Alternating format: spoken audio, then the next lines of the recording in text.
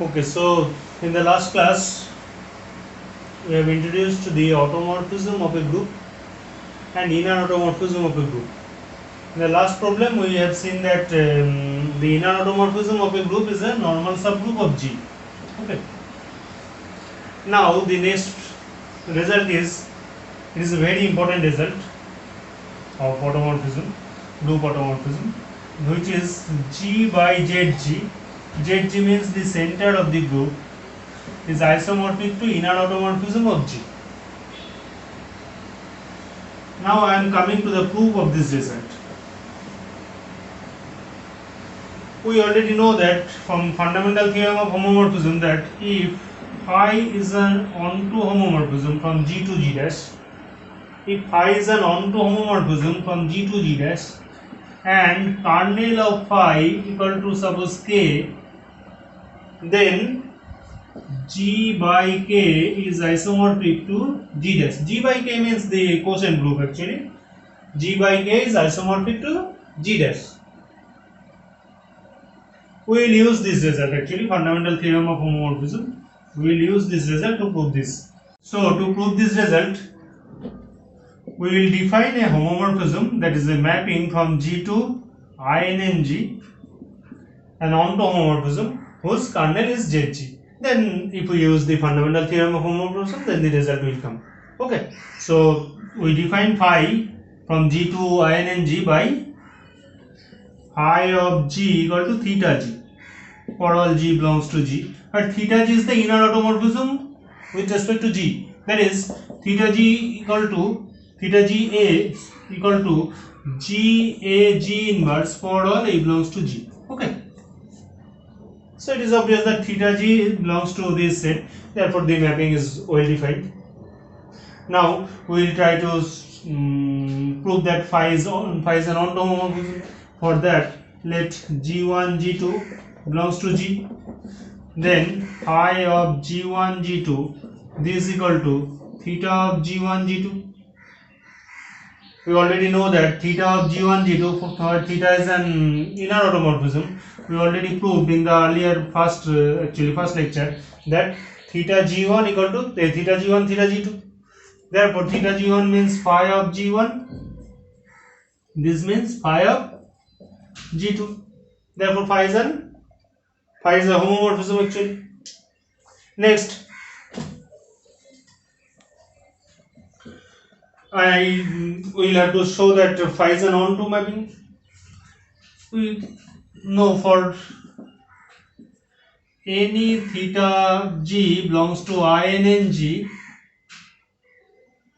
we know that G belongs to G. Therefore the image of this G equal to theta G. Therefore for any theta G belongs to INNG, the pre-image is actually G with respect to phi. Therefore phi is onto. So we got an onto homomorphism from G to INNG. Now I want to see that what is kernel of phi. Now kernel of phi means that elements of G such that phi of G equal to the identity element of INNG. What is the identity element of INNG? That is theta E. So car phi equal to G such that phi of G equal to theta E. That is phi of G means theta G, that is theta G equal to theta E. That is obviously theta G equal to theta E. Theta G equal to theta E means actually G theta G x equal to theta E x for all x belongs to G. For all x belongs to G. That is G such that G x G inverse this equal to theta E x means x. Theta E x, if we find theta E x, this is E x E inverse, that is x. So G such that Gx equal to xg. If we take G inverse here, then it becomes this. This satisfies for all x belongs to G. For all x belongs to G.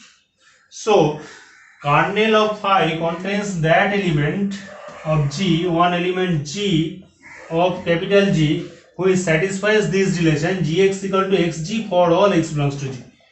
If any element x satisfies this relation, that Gx equal to xg, if any element G satisfies this relation for all x belongs to G, then we know that G belongs to center of G. An element is said to belong to the center of G if an element belongs to center of G if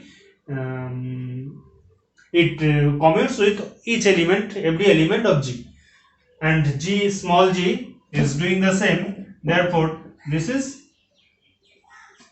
set equal to center of G. Therefore, kernel of phi equal to center of G. That is, by fundamental theorem of homomorphism, we have G by ZG. Actually, G by kernel of phi is isomorphic to INNG. That is, G by kernel of phi. Kernel of phi means actually G by ZG is isomorphic to INNG. Okay. So we got the proof. Now next, I wish to find the automorphism group of a cyclic group G. Okay.